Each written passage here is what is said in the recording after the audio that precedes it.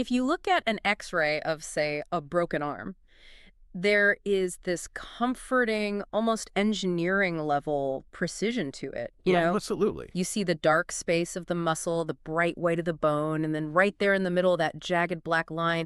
The doctor points to it, you look at it, and there's no debate. It is binary. It's broken. Yeah, it's visible. And I mean, human beings are incredibly reassured by things we can just immediately categorize and, see with our own eyes. Exactly. But then you take a step back from the physical body, and you try to apply that same expectation of a clean, visible diagnosis to something like the sprawling machinery of a national government. Which is where the trouble starts. Right. You assume that if a citizen has a problem, they go to the state looks at the X-ray of the issue, points to the jagged line, and fixes it.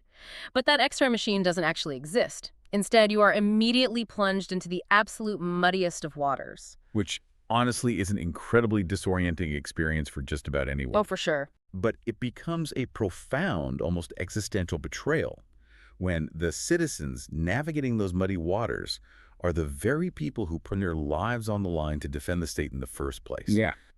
We are looking at the architecture of how a nation supports its veterans. And for millions of them, that supposed clean line of support is basically a labyrinth. I want you to hold on to that image of the muddy waters because today we are taking a massive system-wide look at how to drain the swamp, so to speak, and build a system that actually works.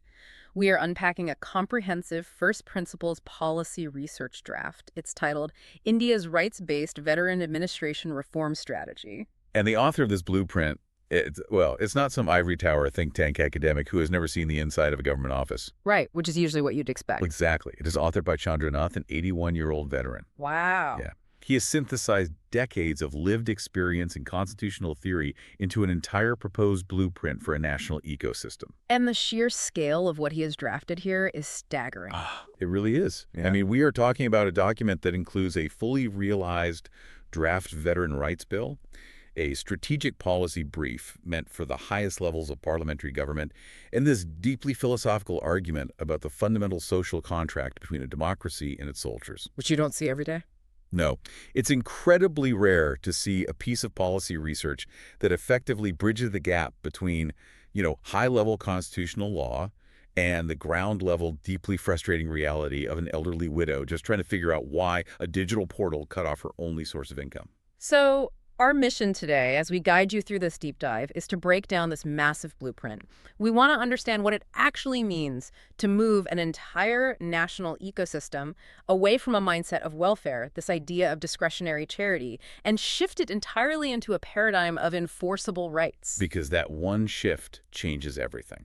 How does changing that single foundational concept radically transform the lives of millions of people? Okay, let's unpack this, starting with that core philosophical argument.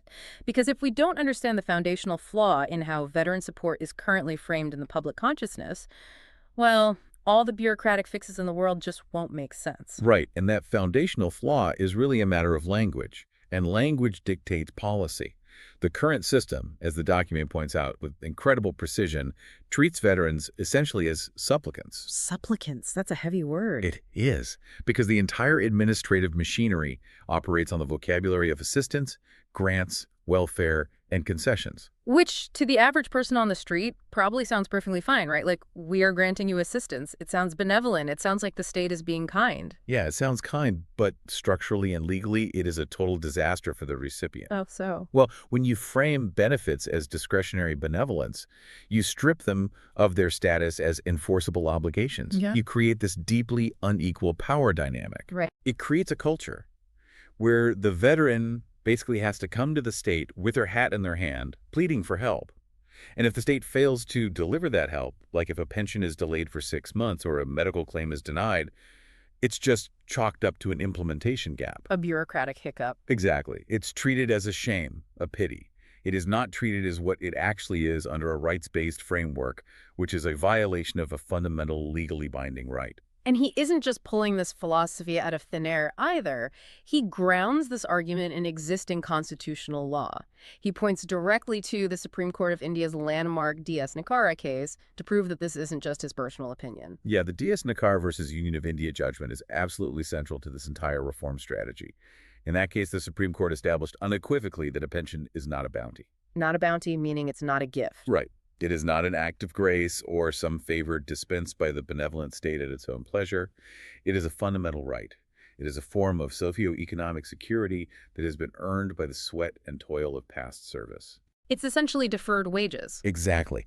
The author is taking that established legal precedent and arguing that if an ordinary civil pension is an enforceable right, then defense pensions, disability payouts, and related veteran entitlements demand even stronger, more explicit legal protection. I want to make this tangible for the listener because, rights can be kind of a nebulous word. The author breaks down this new approach into 3 distinct hierarchical levels of support. You have core rights, programmatic benefits, and discretionary assistance. Let's separate those out. That distinction is vital because it tells the government exactly what they can and cannot mess with. Core rights are at the very top of the pyramid. Okay, so what falls under core rights? These are legally enforceable claims that arise directly from a person's military service or from statute. So we are talking about pension security, family pensions for widows, disability adjudication, and access to lifeline medical care. So you don't ask nicely for these? No, absolutely not. The state doesn't get to decide if they have the budget for them this year. You are legally owed them, and if the state denies them, you can literally take them to court and win. Got it. Moving down the pyramid, you have programmatic benefits. Right. These are policy-driven initiatives. They are delivered via specific rules and parliamentary budgets. Like what? Think of things like resettlement courses, educational scholarships for the children of veterans, or employment facilitation quotas. They are structured, highly beneficial programs, but they're subject to policy shifts and budget availability in a way that a core right is just not. And then at the base, you have discretionary assistance. Which is case-based support for acute, unforeseen hardship. Emergency financial grants if a veteran's house burns down, or special relief for severe distress that falls outside the normal rules. So the document isn't saying the government should abolish welfare or charity altogether. Not at all. It's saying we have completely conflated these categories. We are currently treating a veteran's core, right, to their unearned pension, with the exact same discretionary bureaucratic attitude as a one-time emergency hardship grant. Let me push back on this a little bit, or at least play the role of the skeptical taxpayer here. Sure. Why is this distinction so incredibly vital specifically for the military? I mean, don't police officers have dangerous jobs? Firefighters, even frontline medical workers risk their lives. Why does this specific group, the military veteran, demand this highly elevated, legally unassailable status of core rights? Yeah, that is the exact question this entire document hinges on. And the answer is found in a concept called unlimited liability. Unlimited liability. Yes. If you take nothing else away from this discussion, understand unlimited liability is the absolute moral and legal bedrock of the entire reform strategy. Walk us through it. How does the military's liability differ from, say, a civilian firefighter's? Well, a civilian employee, even one in a highly dangerous profession like firefighting or law enforcement, operates within a standard labor framework. Right. They sell their labor for a wage, but they retain their fundamental autonomy. Okay. When a citizen enters military service, they leave that standard framework entirely. They enter a highly specific, legally binding constitutional compact. The state is granted the lawful authority to command that soldier to risk injury, capture, or death. Well, wait, a fire chief can order a firefighter into a burning building. Yes, but here's the critical difference. The military penal code. Think about the Army Act or the Navy Act. Obedience, discipline, forced mobility, and the limitation of personal autonomy are not accidental workplace hazards in the military. They are the institutional features of the job. So they can't just say no. Right. If your civilian boss, or even a fire chief, gives you an order that you believe is overwhelmingly likely to result in your death, you have a choice. You can refuse. You can resign on the spot. You can call your union rep. You can invoke occupational safety laws. You can literally walk away. You might lose your job, but you won't lose your liberty. You don't go to federal prison for quitting your job at a hospital. Exactly. But a soldier cannot resign on the battlefield. If a soldier walks away from a lawful command because it is too dangerous, they face grave disciplinary and penal consequences. They can be court-martialed, imprisoned, or in historical contexts, executed for desertion. Wow. The state literally owns their bodily autonomy in a way that is true for absolutely no other profession in a free democracy. That is unlimited liability. When you frame it like that, it makes the current administrative system feel not just inefficient, but deeply unjust. I mean, if the state demands this extraordinary, unlimited liability from the individual, if they can legally force you into line of fire under threat of imprisonment, then the state owes an extraordinary, legally enforceable post-service obligation in return. That is the exact counterbalance. You cannot invoke this existential life or death compact during their service, demanding they surrender their autonomy and risk their lives, and then the moment they retire, treat them as just another routine claimant begging for an administrative favor. Right. The post-service rights are the direct, legally mandated payment for the unlimited liability demanded during service. I like to think of it like this, the current welfare model is like walking into your boss's office at the end of the year and pleading for a discretionary holiday bonus. Yeah, that's a good way to put it. Please, boss, I've worked really hard. I have 3 kids. We really need the extra cash. The boss can say yes or no based on how they feel that day or how the company's profits look. But the rights-based model is like cashing your legally binding paycheck. You work the hours, the money is yours by law. If the check bounces, a law has been broken and someone is liable. And switching to rights language completely flips the default power dynamic in every government office. Under a welfare model, the burden of proof is entirely on the veteran to prove they are needy enough or injured enough to deserve a crumb of help. Like they have to justify their existence. Exactly. Under a rights model, the baseline assumption is that the veteran is owed the entitlement, and the state must legally and factually justify any denial, delay, or adverse action. Okay, so if we accept this premise, and the Supreme Court seems to agree that these are core rights earned through service, why is there such a massive disconnect on the ground? Why is an 80-year-old veteran struggling for months just to get a spelling error on his pension fixed? Because the system is broken. Right, but if the rights exist in theory, why is the experience of actually accessing them so agonizing? That requires us to look at how the government actually built this administrative machine over the last 7 decades. The reality is they didn't build it, they accreted it. Accreted it. Yeah, the Indian veteran ecosystem wasn't designed by a single architect with a master plan. It grew decade by decade, crisis by crisis, crease by disconnected piece. The document describes it as an alphabet soup of disconnected entities. And honestly, that's putting it mildly. Let's actually map this out, because just listing acronyms doesn't capture the pain. Imagine a highly realistic hypothetical scenario. Let's invent a veteran. We'll call him Subedar Singh. Okay, Subedar Singh. He served 28 years in the infantry. He's 65 years old now, living in a mid-sized town. He needs a knee replacement surgery. And simultaneously, he realizes his monthly pension deposit is suddenly short by about 20%. Where does he even start? Well, his journey is about to expose the 4 distinct levels of fragmentation the document identifies. Level 1 is jurisdictional fragmentation. Meaning what? Meaning, no single entity actually owns Subedar Singh's whole problem. For his health issue, the knee replacement, he has to deal with ECHS, the ex-servicemen contributory health scheme. They have their own polyclinics and empaneled civilian hospitals. Okay, so he goes to them for the knee. What about the pension? For his pension being short, he might go to his local Zila Sainik board, the district welfare office, who will tell him they don't handle defense accounts. They tell him to contact the PCDA, the Principal Controller of Defense Accounts, which is physically located hundreds of miles away in Allahabad. So already he's dealing with 3 different government bodies, none of which share a boss at the operational level. Right. Now we hit level 2, which is data fragmentation. The PCDA in Allahabad says, we can't fix your pension until we verify your original service records to see your exact rank and pay grade at retirement. Let me guess, they don't have those records. Of course not. Where are those records? They are with the pension office. They are sitting in Subedar Singh's specific regimental record office, which might be in an entirely different state. His health data is in the ECHS database. His pension data is in the PCAA database. His service history is in the record office database. And I'm assuming none of these systems natively talk to each other? Not even a little bit. This sounds like a nightmare of endless verification. Every time he talks to one office, they tell him to go get a piece of paper from another office just to prove what the government already knows. Which leads directly into level 3 procedural fragmentation. Because these databases don't communicate, the government has built a bunch of different digital portals to try to catch the holes. Right, to modernize. So Subedar Singh has to log into the ECHS portal to get his medical referral. But for his pension, he has to log into Sparish, the new digital pension platform.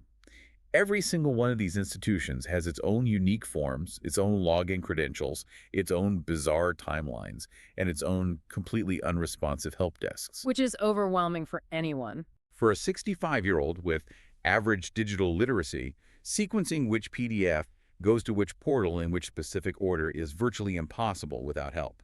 And when it inevitably breaks down, when Subinar Singh uploads the form to Spark and it gets rejected with an automated error code, who does he yell at? He can't yell at anyone. And that is level 4, which Chandranath identifies as the most fatal defect in the entire system. Accountability fragmentation. Accountability fragmentation. This is the absolute crux of the bureaucratic maze. When a problem crosses institutional boundaries, agencies instantly deflect responsibility. The local district board says it's a Sparsh issue. The Sparsh help desk says it's a record office data mismatch issue. The record office says they sent the file to the PCDA. So everyone is pointing fingers at everyone else. Exactly. Subedar Singh, a retired infantryman, is forced to become a full-time administrative messenger, physically or digitally bouncing between government offices, begging the state to talk to itself. I have to play devil's advocate here, though. Go for it. If I look at this from a purely organizational management perspective, having specialized departments makes a certain kind of sense. If I need a complex medical authorization for knee surgery, shouldn't I deal exclusively with the health experts at ECHS? If I need my defense accounts audited, shouldn't I deal with the accountants at the PCDA? Isn't it actually better to have deep specialists handling specific complex domains rather than one giant generalized office trying to do everything poorly? This raises an important question, and it's a very common defense of bureaucratic sprawl. You hear it in corporate America, too. We need specialized silos. But the author counters this brilliantly by introducing the concept of the veteran life cycle. The veteran life cycle. Tell me more about that. You have to look at the dimension of time from the perspective of the citizen, not the bureaucrat. A government agency experiences time as a series of isolated, repetitive functions. The pension office just processes pensions all day long. But a retiring soldier does not experience their life in bureaucratic silos. Right. They don't live in a pension department. They live in a house. Exactly. When a soldier transitions out of the military, they need their final pay settled, their ongoing pension to commence, their ECHS health card activated so their family doesn't lose medical coverage, their transition skills certified for a civilian job, and their family documentation finalized all at the exact same moment. Wow.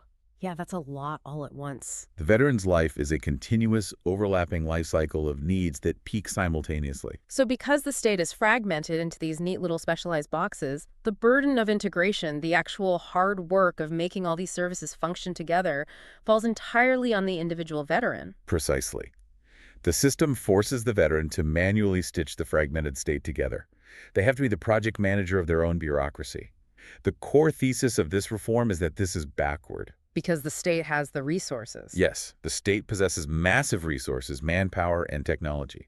The state must organize itself around the veteran's life cycle rather than forcing the veteran to navigate the state's internal divisions. Okay, the diagnosis is crystal clear. The muddy waters are caused by 4 levels of fragmentation, all because the state refuses to integrate its own services. So how do we build the clear X-ray machine? How do we actually fix this? The document doesn't just complain about the maze.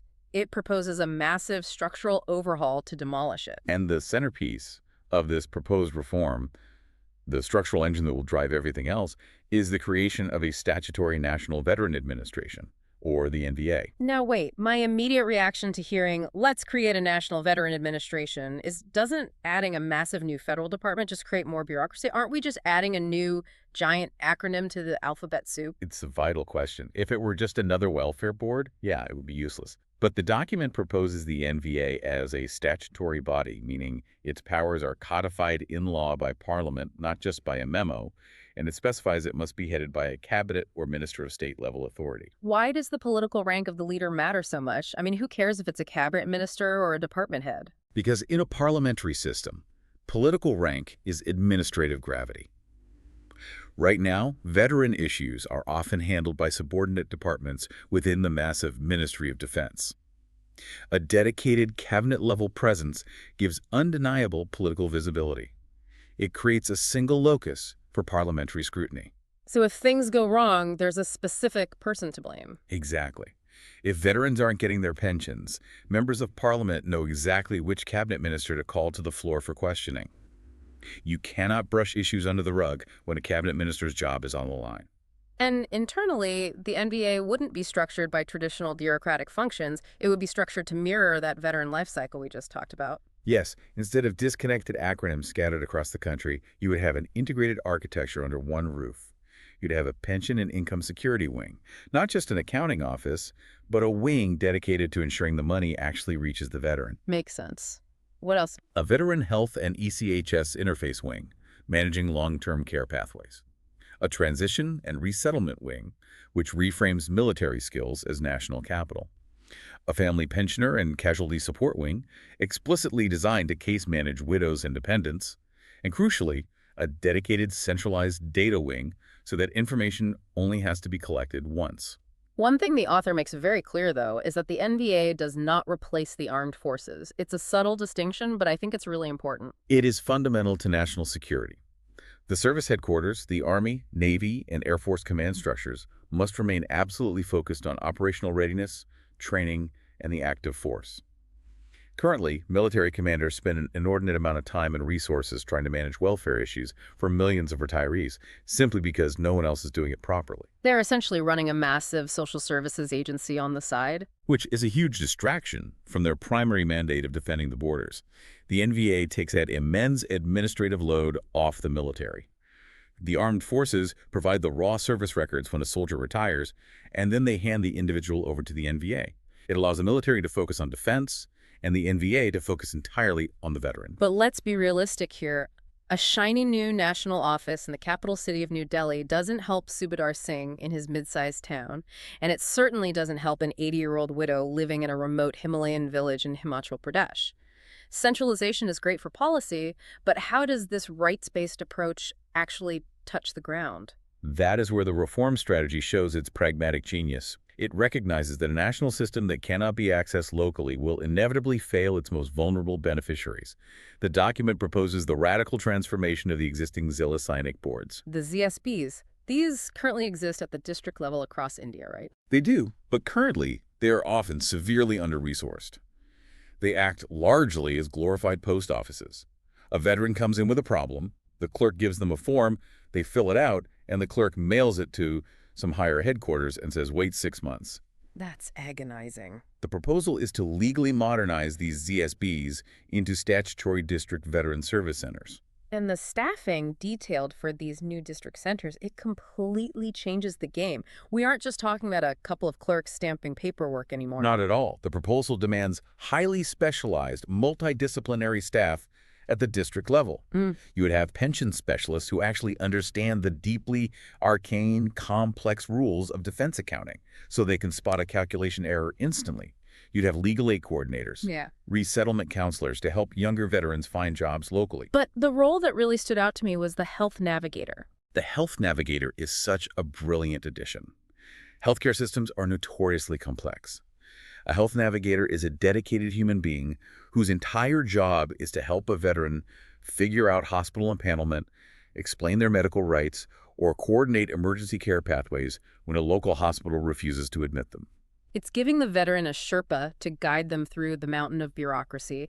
And on top of that, you have digital assistants. We are going to dive deep into the digital nightmare in a second, but just having a human being sitting at a desk whose job is to say, give me your documents, I will navigate the Sparsh portal for you, is a massive relief for the elderly. But even a well-staffed district center requires the veteran to physically travel to it.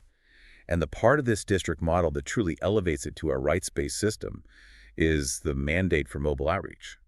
Paint a picture of this for us, because I think it's the most empathetic policy detail in the entire document. Imagine that 80-year-old widow in the remote Himalayan village.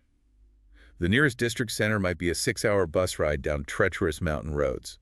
In the current system, if she needs to submit a life certificate to prove she is still alive to get her pension, she has to make that agonizing journey. And if she can't make it? If she is bedridden, she might simply lose her pension. That's horrifying. The mobile outreach policy mandates that the state must build mobile units, essentially customized vehicles equipped with satellite internet, biometric scanners, and trained caseworkers. If a beneficiary is elderly, severely disabled, or geographically isolated, the mobile unit drives to their village. The caseworker walks into their home, scans their fingerprint, updates their file, and ensures their pension continues uninterrupted. It shifts the entire burden of logistics. If it is a true legal right, the state has an affirmative duty to deliver it. It is the state's problem to reach the citizen, not the citizen's problem to reach the state. It is treating the concept of dignity as an action verb, not just a nice word thrown into a preamble. Dignity is experienced through procedure. Dignity means not making a fragile widow undertake a punishing physical journey just to prove she hasn't died yet. Okay, so we have the philosophical shift to rights, we have the centralized NVA structure, and we have the decentralized district centers with mobile outreach. Now, let's look at how this machinery actually protects the most vulnerable moments in veterans' life. I want to talk about money, pensions, because without income security, nothing else matters. Pension is the absolute economic foundation of veteran security. As we discussed with the Nakara case, it is deferred compensation for that unlimited liability. In recent years, the administration of these pensions has increasingly moved to centralized digital platforms, most notably a system called SPY-Edge in India. Which, theoretically, is the dream of modern governance, right? Digitize everything. It's faster, it's paperless, it cuts out the middlemen, it's more efficient. Theoretically, yes, but we have to recognize what digital governance actually is. It is an exercise of raw, unmediated public power. If a line of code or an algorithm determines whether or not you get your money to buy food and medicine this month, that algorithm is exercising extreme, life-altering power over you. And the document points out a terrifying flaw in this digital utopia. It points out that pensions can be, and have been, stopped automatically by the system. If a digital field fails to match, say, your name is spelled with an A in one database and the E in another, or if your digital biometric life certificate glitches during transmission, or if there's a systemic migration error when they move old paper files to the new servers, the system just stops the payment automatically. Here's where it gets really interesting and honestly a little dystopian. The author actually coins a specific phrase to combat this. He demands digital due process. It is a phenomenal legal concept that should honestly be applied to all digital governance, not just veterans. The rule proposed in the draft bill is ironclad. No pension may be stopped, reduced, or recovered solely due to an automated algorithmic failure. So the computer can't just say zero. Exactly. Before any adverse action is taken on an income stream, there must be a 30-day prior written notice sent to the veteran, a clear statement of reasons explaining the discrepancy, and, crucially, mandatory human review. Think about this from the perspective of an 85-year-old pensioner. You don't own a smartphone, you've never sent an email, you barely understand how an ATM works, and one day you go to the bank to withdraw cash for your heart medication, and your account is at zero. Because it's a glitch. Right. Your entire survival income has been cut off overnight. Why? Because a digital portal in a server farm hundreds of miles away had a software update glitch. And there is absolutely no human being you can call to fix it. The phone lines just ring or send you to an automated menu. Your life is effectively ruined by a line of code. It is the definition of algorithmic cruelty, masked as technological efficiency. The bureaucracy loves it because the system looks clean on their dashboard, but on the ground it is devastating. The document demands a mandatory human layer over all digital systems. The NVA and the district centers must provide paper fallbacks and assisted access. If the digital system fails, human responsibility must take over immediately. A machine operating autonomously cannot be allowed to starve a veteran. And who is most at risk of this kind of sudden catastrophic income shock? It's usually not the 45-year-old retired officer with a smartphone. It's the family pensioners, the widows. And the document dedicates a significant amount of space to redefining what it calls the family compact. Because the family is not an incidental, accidental beneficiary of the veteran's service.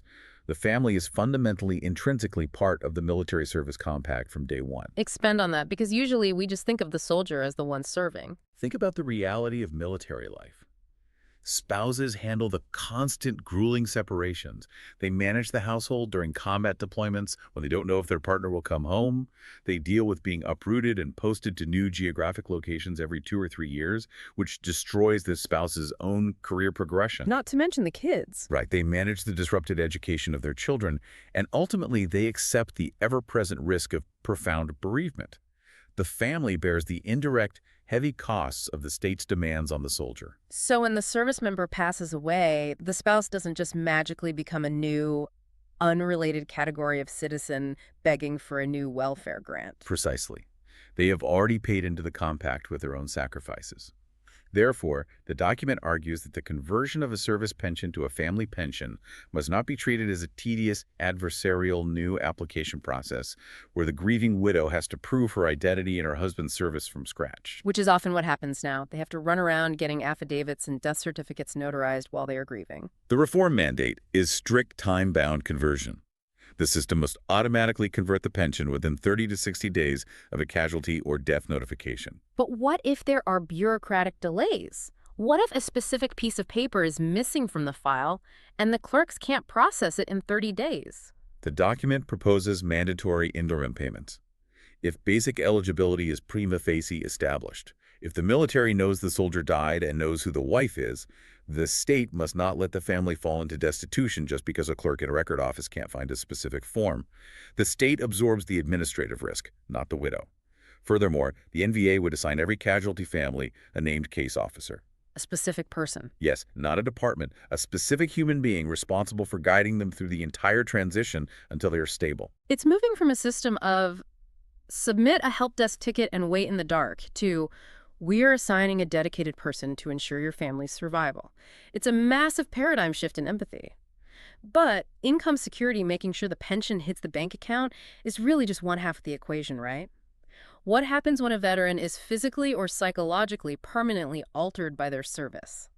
Let's move into how this document addresses disability justice and the health life cycle.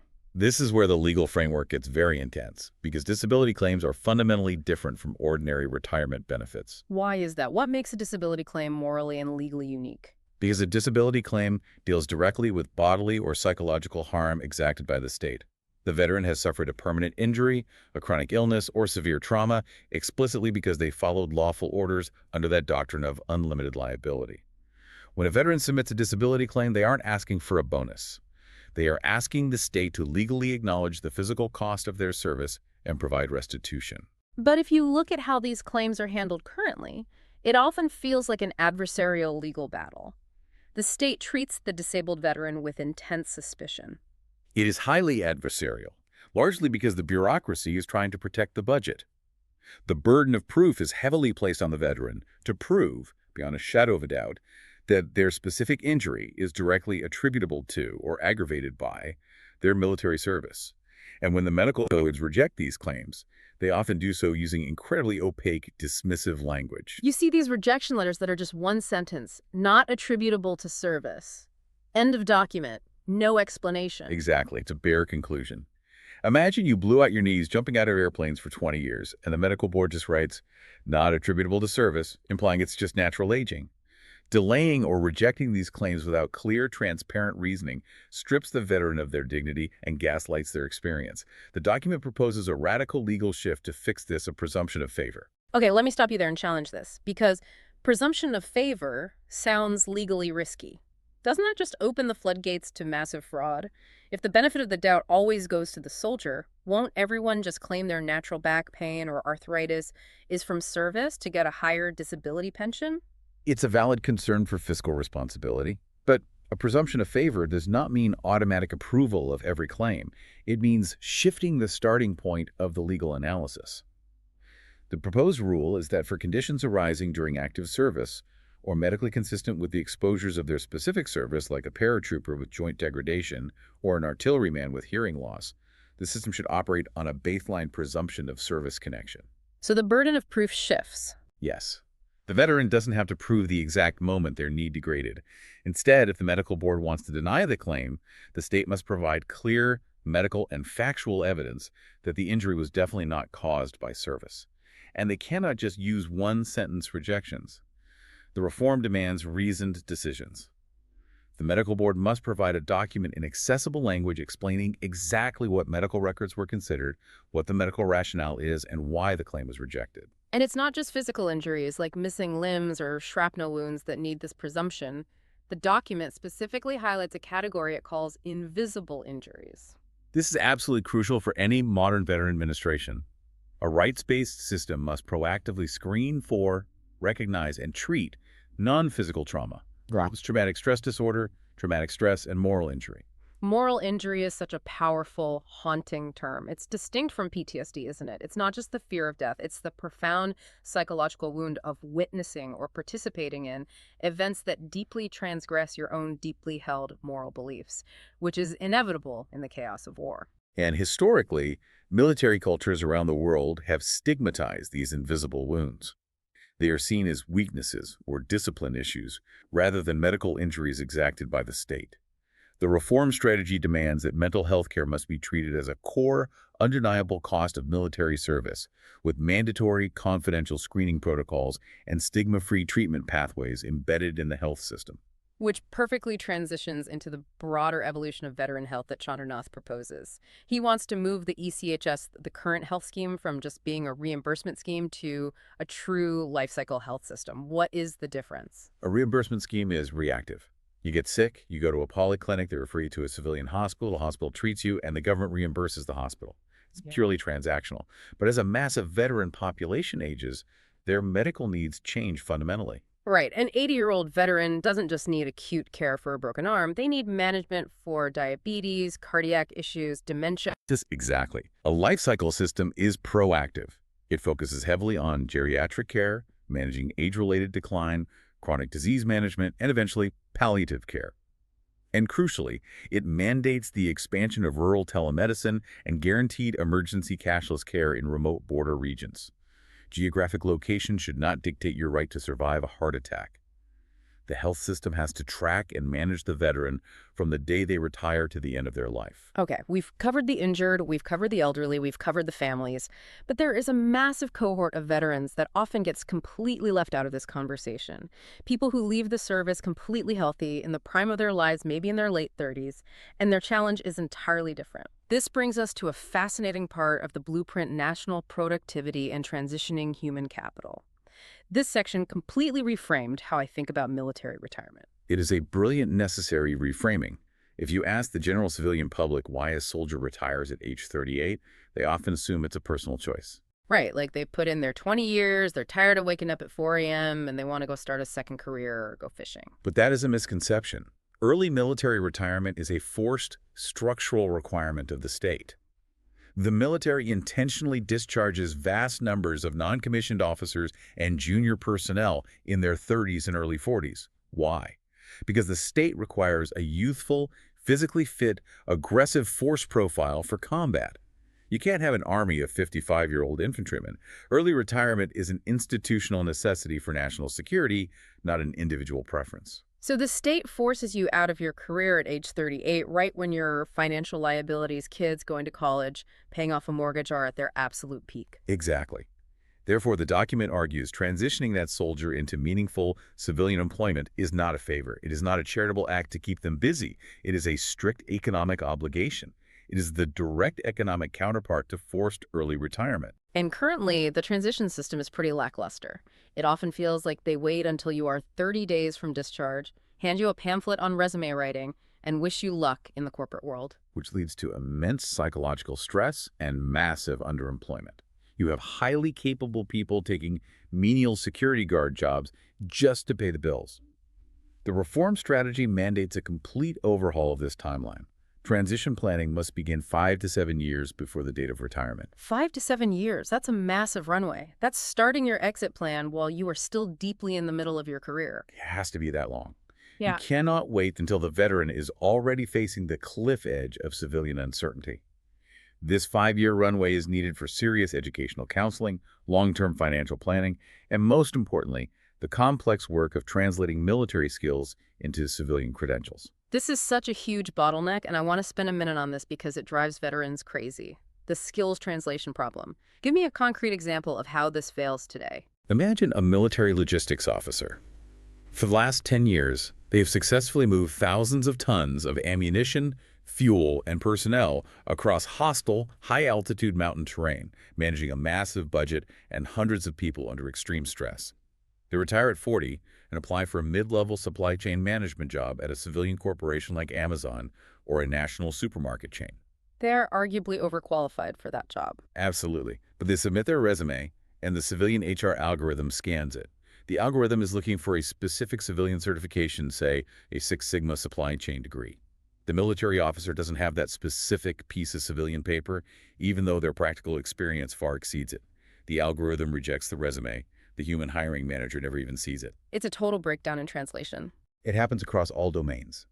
Military skills like aviation ground operations, heavy electrical maintenance on warships, advanced cyber communications, and crisis leadership often lack direct, recognized civilian equivalency on paper, despite their immense practical value.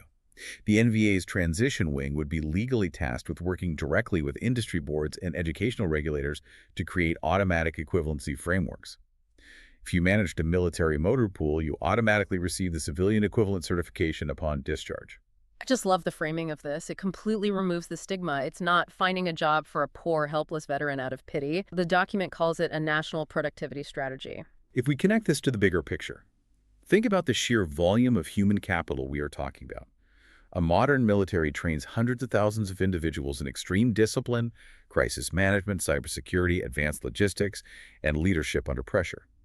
The state spent millions of dollars training them.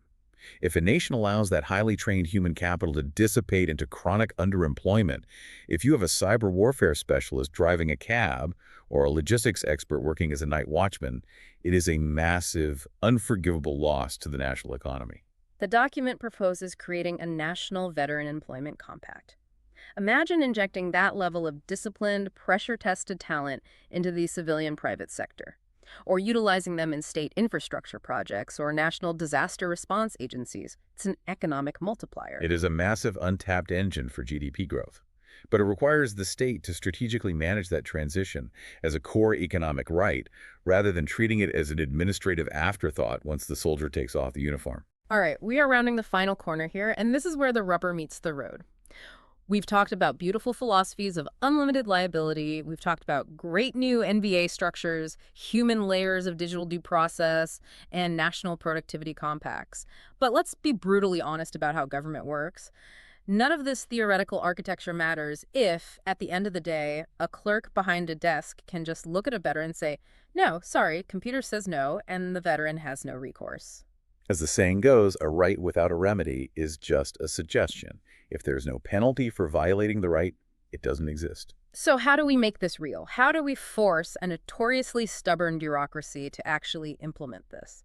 The draft bill creates two massive accountability mechanisms. First is the veteran ombudsman. The ombudsman is designed to be a powerful, independent watchdog, not just an internal feedback loop that reports to the same people it's investigating, but an independent statutory office. And what can they actually do? Usually, ombudsmen just write sternly worded reports that gather dust on a shelf. This office would have real teeth. They would have the authority to investigate systemic failures, unresolved grievances, and wrongful pension stoppages. Crucially, they wouldn't just write angry letters. The ombudsman would have the legal power to summon records, compel officials to testify, and formally recommend financial compensation for veterans who suffered demonstrable harm due to administrative delays. But the ombudsman is a high-level fix. The absolute masterstroke of this entire document, the thing that made me literally sit up in my chair and think, wow, this guy understands how bureaucrats think, is a single piece of paper he proposes for the ground level. It's called the Veteran Rights Denial and Authority Disclosure Form. I want to spend some real time unpacking this form because it is a weapon of accountability. It truly is administrative genius. To understand why it's so powerful, you have to understand the psychology of a bureaucratic clerk. A clerk's primary goal is often to clear their queue of applicants with the least amount of friction and personal liability possible. Currently, if a veteran goes to an office and is denied a benefit, they are often just told orally, "not admissible," or "orders haven't been received from headquarters yet," or simply, "the digital system rejected it." There's no paper trail. The bureaucrat gets to act like a bouncer at a nightclub. Not on the list, buddy. Step aside. Next in line. Exactly. And because it's verbal, you can't appeal it. You can't take a verbal no to a judge.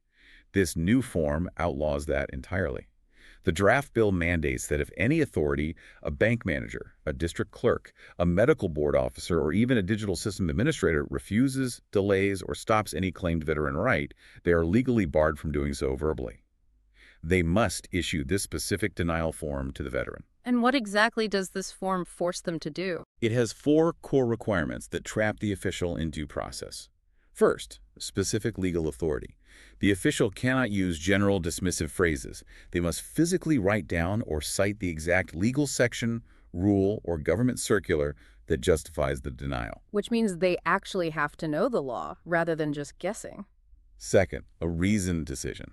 They must write down the factual reasons why this specific veteran's claim fails that specific legal test. Third, disclosure of appeal route. The official must write down exactly how, where, and to whom the veteran can appeal this rejection, along with the statutory time limit for the appeal. They have to give the veteran the map to defeat their own denial. And the fourth requirement. Human certification. No digital or system-generated rejection is legally valid on its own. A human officer must review the algorithm's rejection, sign their physical name, put their official contact details on the form, and stamp it. That is incredible. Think about the friction that introduces for the bureaucrat. Saying no verbally takes 2 seconds. Filling out this form, finding the exact statute, writing a reasoned decision, and signing your own name to it, taking personal, identifiable responsibility for the denial takes 30 minutes.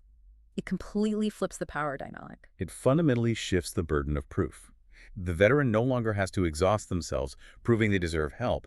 The state has to legally, factually, and personally justify why they are denying an earned right. And if they realize they don't actually have a good legal reason to deny it, the path of least resistance for the clerk suddenly becomes granting the benefit. And what if the official is stubborn and just refuses to fill out the form? What if they say, I'm not signing that? The draft bill anticipates that. It states that if an official refuses to issue the form, the denial is legally invalid from inception. It essentially traps unaccountable bureaucracy in a cage of inescapable due process. It is brilliant, but sweeping reforms like this often look great on paper and fail spectacularly in execution. To prove this isn't just a utopian pipe dream, Chandranath concludes his massive blueprint with a highly pragmatic 60-month, 5-phase implementation roadmap. But let's walk through this timeline, because it proves he knows you can't just flip a switch on a billion-person democracy. Yes, it's a very sober, step-by-step approach. Yeah. Phase 1 is months 0 to 6 policy declaration. You don't build anything new yet. The government simply officially publicly states that these entitlements are rights, and they institute the immediate legal safeguards, like the ban on automated pension stoppages. You stop the bleeding first. Phase 2 is months 6 to 12 legislative drafting. This is where a high-level committee actually drafts the NVA bill for Parliament and maps out the financial budget required. Phase 3 is months 12 to 24 district pilots. This is crucial. You don't just roll out an untested system nationwide. You take those new district veteran service centers with the health navigators and mobile units, and you test them in specific high recruitment and border areas. You run them for a year to see what breaks, what software fails, and what the actual demand is. Phase 4 is months 18 to 36 data integration. You slowly and securely link SPARSH, ECHS, and the military record offices, establishing strict privacy controls and ensuring the data actually matches before you rely on it. And finally, Phase 5, months 36 to 60 national rollout. Activating the NBA structure fully, deploying the ombudsman, scaling the district centers nationwide, and beginning annual reporting to Parliament. It takes 5 full years to fundamentally rewire the social contract. It requires patience, but it provides a clear map. So what does this all mean? We've covered an immense amount of ground today. We started with the philosophical doctrine of unlimited liability, the idea that a soldier's unique legal obligation to face death demands a unique legal guarantee of support. We mapped the agonizing maze of jurisdictional, data, procedural, and accountability fragmentation. We explored the architectural solution, a cabinet-level NVA, backed by decentralized district centers and mobile outreach units. We dove into the modern necessity of digital due process to protect vulnerable widows from algorithmic cruelty. We discussed the moral imperative of disability justice and presumption of favor, the economic necessity of transitioning human capital, and finally, the sharp teeth of the denial form that forces bureaucrats to act legally. When you look at the totality of this blueprint, it means we are looking at a masterclass in statecraft. It is the transition from a state that views its defenders as a burdensome, annoying line item on a welfare ledger to a state that organizes its very architecture around the veteran's life cycle. It is the realization that a veteran who survived combat shouldn't have to fight a second exhausting war against their own country's bureaucracy just to get the pension and health care they earned. It is the evolution from discretionary charity to enforceable justice. It is. And if we accept the foundational premise of this document, that the justification for these absolute enforceable rights is the concept of unlimited liability, it leaves us with a deeply provocative question for society at large, well beyond the military. Take that a step further. Where does this philosophy lead us? Military personnel are unique in that they are bound by a penal code to accept dangerous orders. They can be legally commanded to die. But they're not the only professionals who expose themselves to extreme, mandatory public risk on behalf of the state. Think back to the frontline healthcare workers during the absolute peak of the COVID-19 pandemic, when it was a lethal, unknown pathogen and we had no vaccines. Think about emergency disaster responders, the people walking into irradiated zones after a nuclear accident or digging through collapsing infrastructure after an earthquake. If a modern society demands that these civilian professionals accept a massive implicit liability to keep the rest of us alive, even without a military penal code forcing them, does society owe them a similar, legally codified, rights-based post-service compact? If a pandemic doctor is permanently disabled by long COVID, should they have to beg for welfare, or are they owed a core right? Where exactly do we draw the line of unlimited liability in the 21st century? Wow. That is a massive, uncomfortable question to chew on. If we, as a society, demand the ultimate sacrifice from certain groups of people to keep the machine running, what is our ultimate legal obligation in return? We started today talking about medical x-rays and muddy waters. Shendranath, with his 81-year-old eyes, has seen the absolute muddiest waters the state can offer its veterans. But instead of just complaining about the mud, he has essentially drafted the blueprints for a new, high-definition x-ray machine. We might never get a perfectly clean, friction-free image of bureaucracy, but as this blueprint definitively shows, we absolutely do not have to settle for the mud. Keep questioning the systems around you, keep looking for the enforceable rights hidden beneath the language of welfare, and we'll see you on the next deep dive.